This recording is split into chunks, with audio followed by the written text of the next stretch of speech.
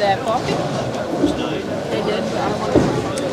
we're back here at the 58th Bill Rahm Invitational Bowling Tournament. We have with us Bill Hansen. He's going to share with us the scores of Game 3. Before we do that, we want to acknowledge our sponsors, Jim and Jeremy Letterer at Jim Letterer's Body Shop, Ralphie's Great Food and Spirits, Galleon and Marion, Rob Lust at Edgefield Animal Clinic with Marion, and Richard Waters at Cycle Tech. So, Bill, any changes or going along about the same? Well, there's about the same for the most part. On lanes 1 and 2, Joe Metz had a 201 to give him a 542 after 3 games against Nathan Monk. Nathan had a 247 that third game. Gives him a total of 700 for the 3-game total. On lanes 3 and 4, Brad Fairchild had a 216 to give him a 614 total against Mitch Lawn's 279, and that gives Mitch a 740. So he's over 120 pins down. So that match is probably pretty well decided. On lanes 5 and 6, Brock Likens had a 238 to give him a 677 total against Joe Powers' 214 with a 704. So that's a close match. Anything can happen there in that 4th game. On lanes 7 and 8, Charles Yancey had a 195 to give him a 638. He struggled a little bit that 3rd game. And Sean Ridgway had a nice 245 to give him a 699. So it's still close. It's only down 60 pins, but anything can happen in that 4th game, as anybody knows. On lanes 9 and 10, Braden Bruner had a 245, give him a 717 total against Todd Spurlock Jr. had a nice 231 to give him a 678 for the 3rd game.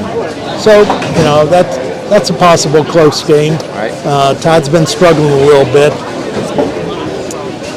Again, then on lanes 11 and 12, Bob Lear Jr. had a 198 to give him a 664 total against Mike Lear. Had a nice 258 game, gives him a 696. So that lead that his brother Bob had vanished in that after that 2nd game into the 3rd with his 198. On lanes 13 and 14, Joel Butt had a nice 286 game to give him a total of 793 against Don McLaughlin, had a nice 237. It gives Donnie a 692. So that match is pretty well over with, unless Donnie would shoot a 300 and Joel would happen to fall. But Donnie's been bowling good. It's just that Joel's been getting the luck, and that's what happens. Yep. And then on lanes 15 and 16, Dave Schock had a 210 3rd game for a 683, and Jacob Derry had a nice 258 to make it 696. So that's a real close game there. Probably the closest match.